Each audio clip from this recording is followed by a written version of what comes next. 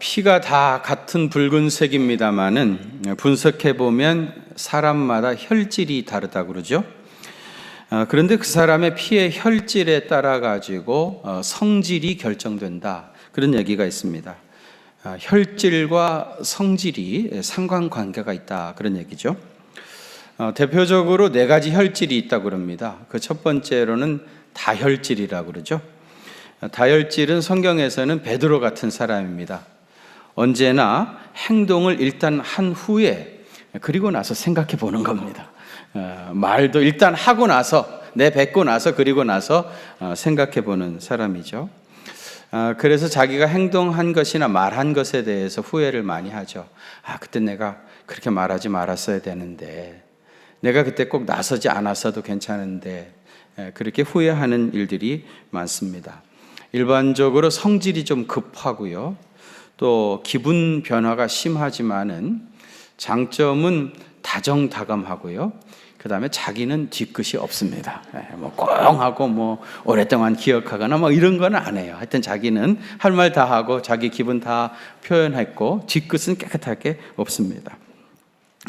민족적으로 얘기하면은 유럽에서는 이탈리안들이 이 다혈질이 좀 많고요, 저쪽 남미 쪽에 라틴 아메리카 사람들, 그리고 아시아존에서는 우리 한국 사람들 중에서도 다혈질이 많이 있습니다.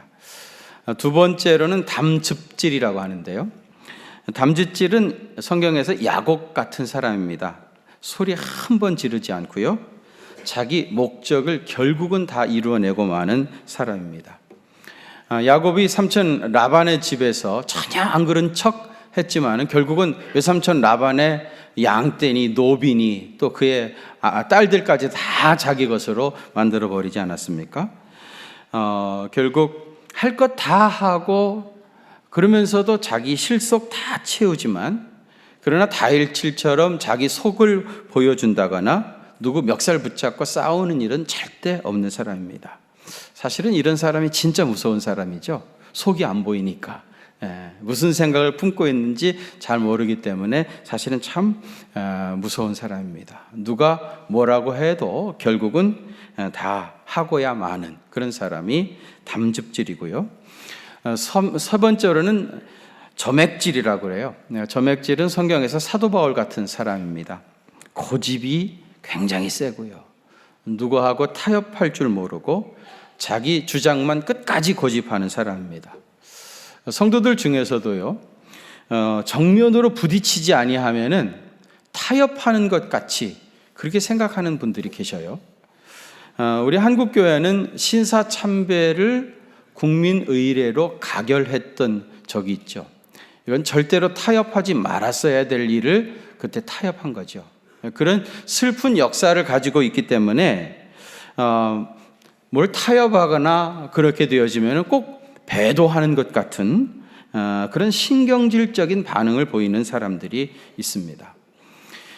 바울같이 점액질의 사람은요, 절대로 타협 같은 건 안 하죠. 끝까지 자기 고집 주장합니다. 바울이 유대교회에 열심히 있었던 것도, 그리고 나중에 다메섹 도상에서 예수님 만나고 나서 기독교에 열심을 냈던 것도 그의 점액질 기질 때문이었습니다. 고집이 세고 자기 주장이 너무 강하다 보니까 바울은 자기 선임 선교사였던 바나바하고 마가 요한 문제로 이제 크게 다투었고요, 그리고 예루살렘 교회 담임 목사였던 베드로하고도 크게 다투었죠. 모든 사람이 다 알 만큼 그렇게 베드로하고 갈등을 겪었습니다. 성경에서 누구와 싸웠다 하는 이야기가 나온 사람은 딱 사도 바울 한 사람입니다. 그것도 2번씩이나. 여러분, 바울이 베드로나 바나바가 이단입니까? 신사참배하자고 그랬던 겁니까? 점액질의 사람은 자기 주장이 너무 강하다 보니까 다른 사람과 타협을 잘 못하고요, 자기 고집 피우고, 그래서 잘하면은 일도 많이 하고 업적도 많이 남기지만 자꾸 부딪히는 그런 흠이 있습니다. 이런 사람은 자기 성질 때문에 피곤한 인생을 살게 되어지고요, 고집을 피우다 보니까 일반적으로 친구는 별로 없고 그를 대적하는 적들이 많은 사람, 이런 사람이 이제 점액질입니다. 마지막 네 번째는 우울질이죠. 우울질은요, 감성 부분이 유난히 발달한 사람입니다. 그래서 굉장히 예민하고요, 잘못된 것을 금방 찾아내고 또 실수를 인정하지 않는 이상주의자 혹은 완벽주의자입니다. 다혈질은 쉽게 만족을 해요. 그래서 뭐든지 주면은 맛있다고 잘 먹습니다. 그러나 우울질은 밥 한 끼 먹는 것도 굉장히 까다롭습니다. 우울질은 집안에 서랍이나 이런 것들이 아주 잘 정리가 되어 있죠. 먼지 하나 없습니다. 근데 다혈질은 뭐 아무 데다나 쌓아놓고 지저분하게 살죠. 뭐 하나 찾으려고 하면 온 집 다 뒤져야 됩니다. 그러나 우울질은 정확하게 있어야 할 자리에 그 물건이 있습니다. 직업적으로 얘기하면 예술가들이죠. 뭐 화가라든지 음악가라든지 또 시인, 또 교사나 교수, 요리사, 목사, 도사, 이런 사람들이 이제 우울질이 많습니다. 우울질의 단점이 뭔가 하면요, 여러분 우울할 때 그 한문에 울자이잖아요. 그게 얼마나 글자가 많은지 몰라요. 굉장히 뭐가 가득 차 있습니다. 뭐 울창한 숲이 가득 차 있는 것처럼. 제가 한번 쉬어봤어요. 도대체 이 획수가 얼마나 되나 쉬어보니까 29획입니다. 어쩌면 한문 가운데 제일 복잡한 글자일지 몰라요. 뭐가 하여튼 가득 차 있습니다.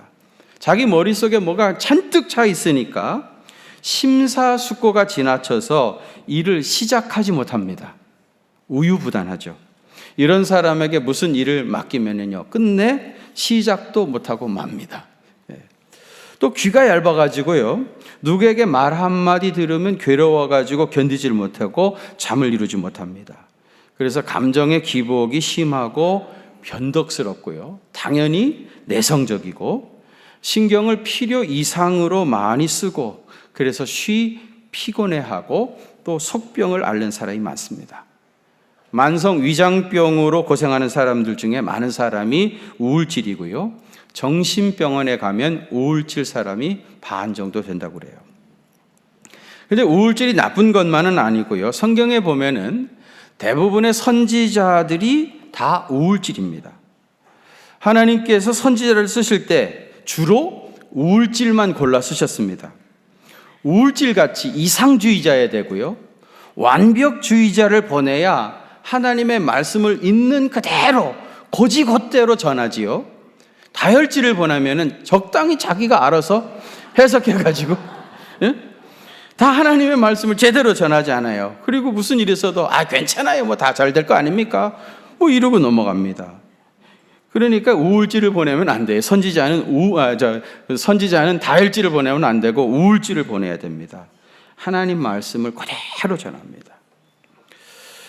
순도 100%의 하나님의 말씀만 전하지 않으면 자기 자신이 견디질 못하는 거예요. 그래서 눈물의 선지자라는 예레미야, 대표적인 우울질이죠. 또 에스겔, 이사야 이런 사람들도 다 우울질의 사람입니다. 본문의 모세도 대표적인 우울질의 사람입니다. 애굽 사람들은 이스라엘 백성들을 노예로 부리고 있었지만은 그럼에도 불구하고 이스라엘 백성들의 수가 너무 많아지는 겁니다.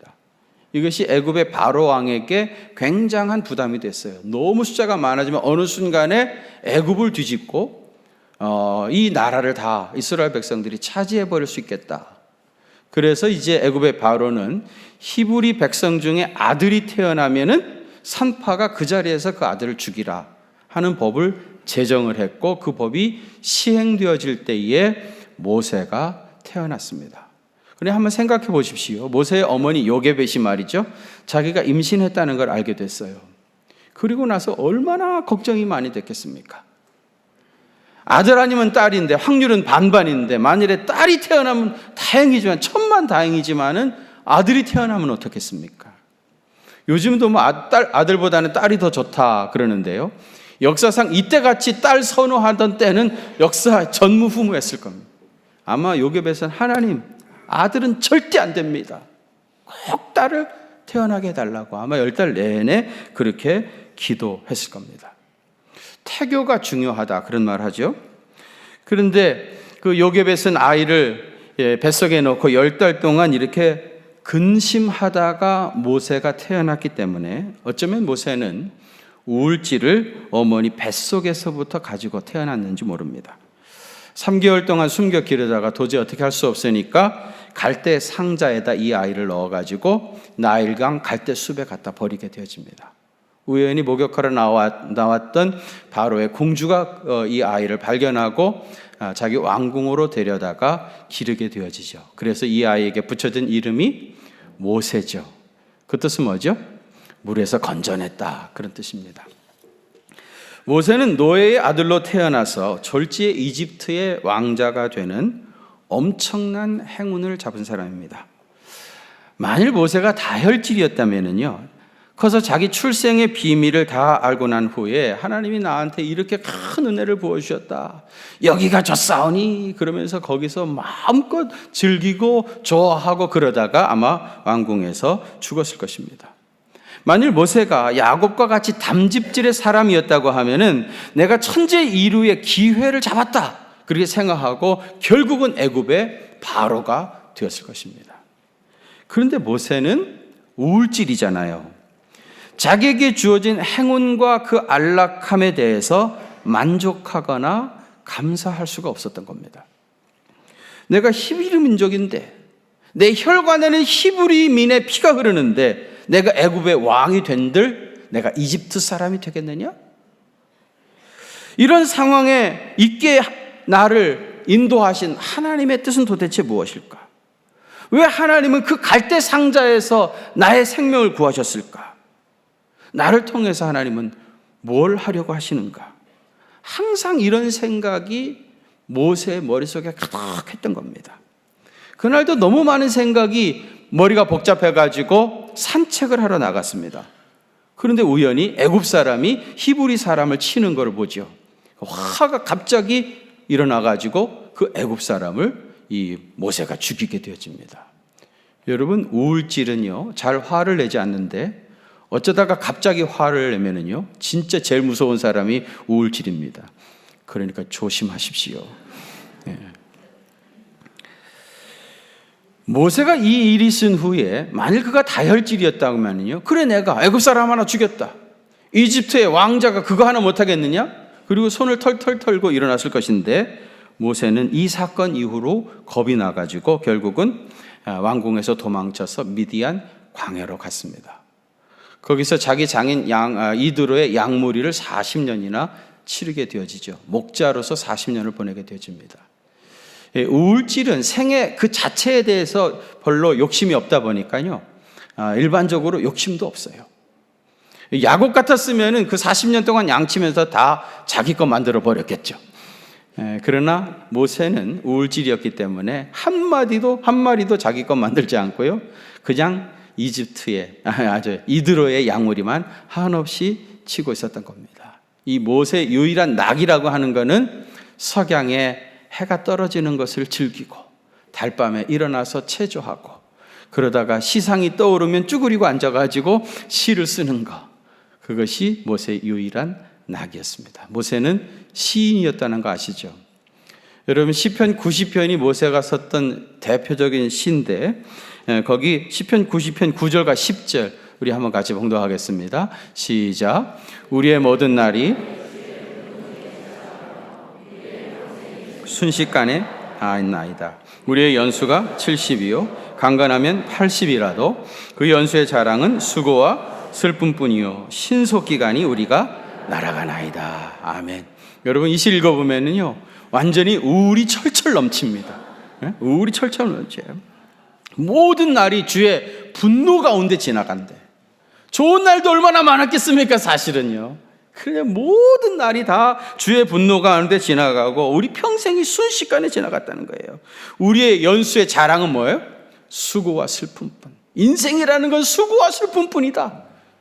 그렇게 얘기한 겁니다. 또 이런 얘기하죠. 우리의 연수가 70이요 강건하면 80이라도 무슨 뜻입니까? 80년 살면 잘 사는 거다, 그런 말 아닙니까? 근데 모세는 실제로 몇 살까지 살았죠? 120살까지 살았습니다. 120살까지 사는 사람인데 우울이 철철 넘쳐가지고 잘 살아봐야 80밖에 못 샀다, 그런 얘기입니다. 만일에 모세가 다혈질이었으면 우리의 연수가 150년이요 그랬을 겁니다. 그러다가 아마 120살에 죽었겠죠. 여러분, 모세를 하나님께서 부르실 때 모세가 얼마나 소극적이었는지 몰라요. 이 핑계 저 핑계 대면서 미꾸라지처럼 빠져나갔습니다. 만일 그가 다혈질이었으면요, 하나님께서 부르실 때 하나님 알겠습니다, 어떻게든지 되겠죠, 내가 한번 해보겠습니다, 걱정 마세요, 아마 그랬을 겁니다. 근데 모세는 우울질이어가지고요, 하나님이 부르실 때 4번이나 거절을 합니다. 처음에 떨기나무 가운데서 부르시죠. 모세가 뭐라고 합니까? 내가 누구간데 바로에게 가서 이스라엘 백성을 애굽에서 인도하여 내리까? 그러면서 점잖게 거절을 했습니다. 4장 1절에 보면은요, 그들이 나를 믿지 아니하면 어떻게 하겠습니까? 가지도 않았습니다. 그들이 나를 믿지 않으면 어떻게 하겠습니까? 그러면서 또 거절하는 거예요. 그러니까 하나님께서 모세에게 2가지 표적을 보여주시죠. 하나는 네가 들고 있는 지팡이를 던져라. 던졌더니 뱀이 된 겁니다. 그리고 네 손을 가슴 품에 넣어보라. 꺼내보니까 손에 하얗게 문둥병이 발았습니다. 내가 너를 보내는 것이다. 그쯤 하면 순종해야 되는데 엉뚱하게 모세는 또 다른 핑계를 댔습니다. 주여, 나는 혀가 뻣뻣하고 말할 줄 모르는 사람입니다. 말 못하는 사람이라는 거예요. 하나님께서 누가 사람의 입을 지었느냐, 이제 내가 가라. 내가 내 입과 함께 있어서 할 말을 가르치리라. 그랬더니 모세가 뭐라고 그래요? 주여, 그래도 보낼 만한 사람을 보내십시오. 나는 아닙니다. 그 끝에 하나님이요, 신경질 내셨습니다. 모세는요, 하나님이 신경질 날 만큼 그렇게 우울증이 심했던 사람입니다. 이런 사람을 하나님이 고치셔서 그를 이스라엘 민족의 지도자로 결국은 삼으셨고, 그를 통해서 이스라엘 민족을 해방하는 그런 놀라운 일을 이루어 가셨던 겁니다. 그러면 어떻게 해야 우울질이 하나님께 귀하게 쓰임받을 수 있는가? 그 첫 번째는 예수님으로 그 가슴을 채워야 합니다. 어떻게 해야 된다고요? 예수님으로 가슴을 채워야 됩니다. 우울질은 아까 이상주의자요, 완벽주의자라고 했는데요, 그렇기 때문에 세상 어떤 사람도 이 사람의 요구와 기대를 충족할 수가 없어요. 천하 없는 사람을 만나도 우울질은 절대로 만족하지 못합니다. 그러니까 항상 아쉬움과 목마름이 있어요. 뭔가 다 채워지지 않은 그런 메마름이 있는 것입니다. 다른 사람 보기에는 그만하면 괜찮은 것 같은데 이 사람은 그 정도로 절대로 만족하지 못하는 거예요. 당연히 자기에게 주어진 삶에 대하여 만족하지도 감사할 줄도 모르는 사람입니다. 이런 마음의 공백은 그 어떤 사람으로도, 세상의 그 무엇으로도 채울 수가 없습니다. 오직 예수 그리스도를 진정으로 만나서 주님으로 그 마음을 가득 채워야 비로소 영혼의 기쁨과 만족이 있습니다. 이 사람은 아주 오랫동안 그 마음을 채우지 못하고 메마른 삶을 살아왔기 때문에 예수님을 진정으로 만나서 그리스도로 그 가슴을 채우게 되어지면 삶의 획기적인 변화가 이루어지기 시작합니다. 신명기 34장 10절에 보면은 그 후에는 이스라엘에 모세와 같은 선지자가 일어나지 못하였나니, 그 다음 뭐예요? 모세는 여호와께서 대면하여 아시던 자요, 그랬습니다. 모세는 비록 그렇게 소극적으로 부르심을 받고 이스라엘 민족의 지도자가 되었지만은 광야 40년 동안 늘 하나님을 대면하여 살았습니다. 다시 말하면은 하나님으로 늘 가슴을 채웠던 겁니다. 그가 하나님을 대면하여 있는 동안에 주님이 부어주시는 놀라운 힘을 공급받게 됐던 겁니다. 그 힘으로 이스라엘 민족을 인도해가는 지도자의 사명을 감당할 수 있었던 거예요. 여러분, 예수 그리스도로 충만하시기를 바랍니다. 예수 그리스도로 여러분의 가슴이 채워지면 다른 사람도 불완전한 상태로 인정할 수 있게 되어지고요, 비로소 자기 마음에 평안이 찾아오게 되어지고 하나님께서 쓰실 만한 일꾼이 되어지는 것입니다. 두 번째로는 다른 사람의 장점을 주목하시기를 바랍니다. 우울질은 완벽주의자요 이상주의자이기 때문에 자기 자신이나 다른 사람에 대하여 비판적이기가 쉽습니다. 그래서 누구보다 다른 사람의 약점을 빨리 찾아내고요. 그리고 자기도 모르게 그것을 주목하고 있고요. 그리고 나중에는 공격하기가 쉽습니다. 공항에 가면은 승객들의 짐 속에 마약 같은 거를 찾아내는 탐지견이 있죠. 그런 것처럼 이 우울질은 다른 사람의 허물을, 문제를 빨리 찾아냅니다. 누구보다도 빨리 찾아내요. 그리고 그날 밤에 누구한테 그걸 알리죠? 기자들한테 알립니다. 그러면 기자들이 하루아침에 전 세계 모든 사람이 다 알게 되어지는 것이에요. 그런데 이것이 이 사람을 병들게 합니다. 그리고 그런 모습 그대로 가지고 있어서는 영적인 리더가 될 수가 없습니다. 여러분, 사람은 누구에게나 약점이 있습니다. 그런 약점을 가진 사람들을 잘 격려하고 조직해서 하나님의 일을 성취해 가는 사람이 영적인 지도자입니다. 이 사람은 이래서 못 쓰겠다, 저 사람은 저래서 안 되겠다, 이래저래 이유로 다 잘라내게 되어지면은 아무도 그와 함께 사역할 사람이 남지 않습니다. 다른 사람의 약점을 주목하지 말고 애써서 다른 사람의 장점을 찾아내서 자꾸 칭찬해야 됩니다. 우울질은 대체로 결혼도 늦게 합니다. 노총각, 노처녀 중에 반은 우울질이라 그런 설이 있습니다. 누굴 갖다 줘도 눈에 안 차는 거예요.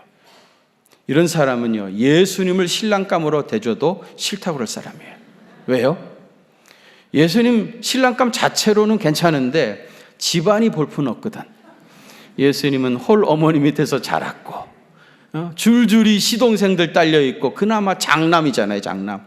예수님의 직업도 변변치 못하고 예수님 같은 사람도 싫다고 할 사람들이 우울질입니다. 일부러라도 긍정적인 관점으로 다른 사람을 볼 필요가 있습니다. 여러분, 긍정적인 눈으로 세상을 바라다 보면 이 세상이 너무 아름다운 거, 이렇게 좋은 사람이 많이 있었구나, 이 세상에 이렇게 감동적인 일들이 많이 있었구나 하는 것들을 발견하게 될 것입니다. 내가 들어보니까 우울질 쪽에 가깝다, 그렇게 느껴지시는 분들은 특별히 긍정적이고 낙천적인 안목을 개발해갈 필요가 있습니다. 그래서 다른 사람의 장점을 찾아내서 자꾸 일부러라도 칭찬을 해주면 그런 과정을 통해서 자기 자신의 약점이 치료가 되어집니다. 그리고 폭넓게 많은 사람과 교제할 수 있는 사람이 되어집니다. 마지막 세 번째로는 다른 사람을 위해서 희생하는 사람이 되어야 됩니다. 어떻게 해야 된다고요? 다른 사람을 위해서 희생하는 사람. 옛날 이야기죠. 아브라함 때에 하나님께서 소돔과 고모라 성을 심판하고 하실 때에 그때 이제 아브라함에게 그 이야기를 하시죠. 아브라함이 하나님께 그런 얘기를 합니다. 하나님, 내가 소돔과 고모라 성에서 50명 의인을 찾아낸다면 그래도 그 성을 멸하시겠습니까? 하나님 뭐라고 말씀하십니까? 50명만 찾아낸다면 내가 그 50명을 인해서 그 성을 사하겠다 말씀하죠. 또 여러분, 아브라함은요, 요즘식으로 얘기하면 딜의 천재입니다. 그래가지고 깎아내려가기 시작하죠. 하나님, 내가 50명 찾다가 5명이 부족해서 45명밖에 안 되는데 하나님이시라는 분이 5명 모자란다고 그 성을 멸하시겠습니까? 하나님, 무슨 소리냐? 내가 그렇게 째째한 사람인 줄 알았냐? 5명 모자라도 상관없다. 그래, 45명 오케이, 찾아내라. 아브라함이 또 깎죠. 40명, 30명, 20명, 10명. 결국은 10명도 찾아내지 못해서 그 상이 멸망을 당했습니다. 그런데 이와 비슷한 일이 모세 때에도 있었습니다. 출애굽기 32장에 모세가 시내산 꼭대기에 올라가서 10계명을 비롯해서 율법을 받고 있을 때 산 아래 이스라엘 백성들은 무슨 짓 했습니까? 금송아지 만들어가지고 이것이 우리를 애굽에서 인도하여낸 우리의 하나님이라, 이 금송아지를 앞세우고 우리가 애굽으로 돌아가자, 그리고 있었던 겁니다. 하나님께서 얼마나 기분이 나쁘셨겠습니까? 그래서 모세에게 너는 내가 하는 일을 가로막고 서지 말라. 너는 가만히 불러 있어라. 그러면서 내가 이 백성을 광야에서 다 쓸어버리시겠다고 말씀합니다. 그때 모세가 어떻게 하죠? 출애굽기 32장 31절과 32절입니다. 한번 같이 봉독하겠습니다. 시작. 모세가 여호와께 다시 나아가 여짜오되